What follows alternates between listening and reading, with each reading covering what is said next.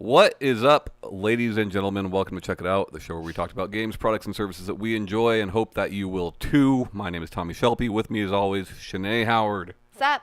Ryan Robinson. What up? What up? Hey guys, great to be here. Ryan, what do you got? Today I'm going to talk to you guys about a game called Gonner. Premise of the game is you're a little skeleton boy and you're looking to make your sad giant whale friend feel better. Aw, that's so sweet. I thought you were actually a water drop in this game. Looks like a skeleton boy, so I'm Looks going like with a that. marshmallow head. But like canonically, I believe he's a water drop. I Okay. don't know for sure. He might be. He looks kind of water droppy, huh? And actually, that makes more sense than skeleton boy.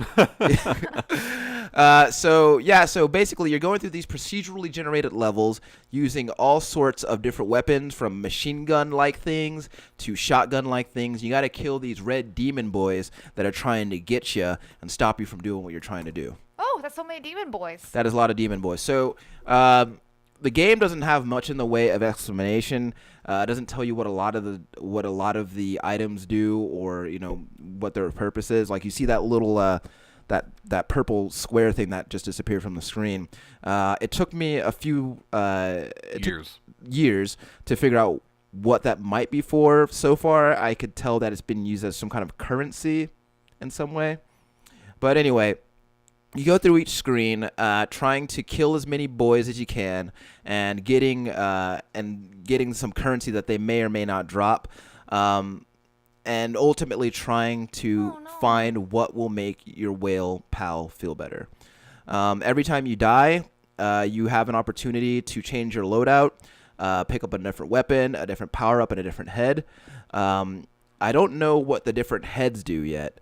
But there are different power-ups. Like, for example, the one that you see me with now allows you to push the power-up button, and it'll immediately reload your weapon for you, like so. There's another one that looks to be like a shark's fin, and that allows you to do a lot of damage really quickly, but it uses up your ammo really fast, which could leave you in a potentially precarious situation. I like this game because, for me, and in a few different ways, it kind of invokes the feelings that I had while playing Downwell, which is another game I really like. Like with the procedural generation, some of the sound design kind of reminds me of that game a little bit. The weapons not so much, but they're in my opinion, just as fun to use. But I really like this game a lot. I know that it is on computer. Also, I know that is on the Nintendo Switch. I don't know about the other platforms. But this is a really fun game that is good for long sessions or just a real quick one. But I think that everybody should play Gonner at least once. I've eyeballed this game since it came out. Haven't picked it up, but it does look fun. It is fun and deceptively difficult. At some point during this video, I don't know if we'll get to it, but there are different... At some point, you're going to you'll enter a room that is just like filled with enemies that you can't escape until you kill all the enemies inside. There's little demon boys like these, and then there's giant floating head demon boys that are actually really hard to kill. I've actually never successfully negotiated one of those rooms, but I'm hopeful that eventually I will. So, I see here on that when you jump, like a little platform appears.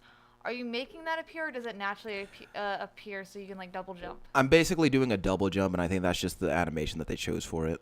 Okay. I think, and that's another thing, too. I think that, Tom talked about when he was playing Cuphead how there are floating platforms, but a lot of the time, like, there's no explanation as to why they were floating, whereas Cuphead shows you how it is they're suspended in the air. Likewise with the double jump, usually, like, I never could figure out like how the double jump works. It just kind of does. Mm-hmm. But here, at least it gives you a means as to how that double jump happens by manifesting the platform underneath you for you to jump off of. So I thought that was a cool little touch. And I mean, it makes it's curious because I'm not playing it, so I don't know the control scheme. So I don't know if you're like pressing a button to make a platform appear so you can like a different button. I'm just pressing the jump button twice. Yeah. And it only appears after the second time you've pressed it. Yeah. It's not appearing, and that right? Like, okay, that makes sense. Yeah. Yeah, because makes sense. like for those who aren't watching, like as he's going through them. Get a phone. Yeah. As he's going through the level, right? like more and more of the room is showing, and it's kind of all like just like brushstrokes as far as like the boundaries of what you're going through. Yeah. So it fits like thematically like that it is part of the.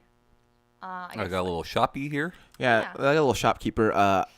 When I think in the second half of this video, I accidentally shot him, and a little sad face appeared over him, but he didn't seem to be too sore about it. What do you This is the room that I'm talking about. So you see all those giant demon boys. They're super aggressive. I got hit, so my head fell off, and I dropped my gun. So I'm trying to get back to my gun, but that's not happening. Yeah, these rooms are super hard. I was never really good at them, but it's a fun game. I really like this game a lot. I have no idea how far I progressed in it. Oh, that's the end. I alt tabbed because I needed see. to check the time.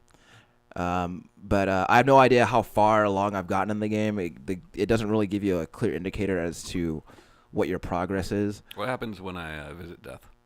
Yeah, that's also It that. takes you all the way to okay, you know how like in Downwell you have you could start at the very beginning where you choose like what like your power up, like your boulder or your Right. floaty or whatever.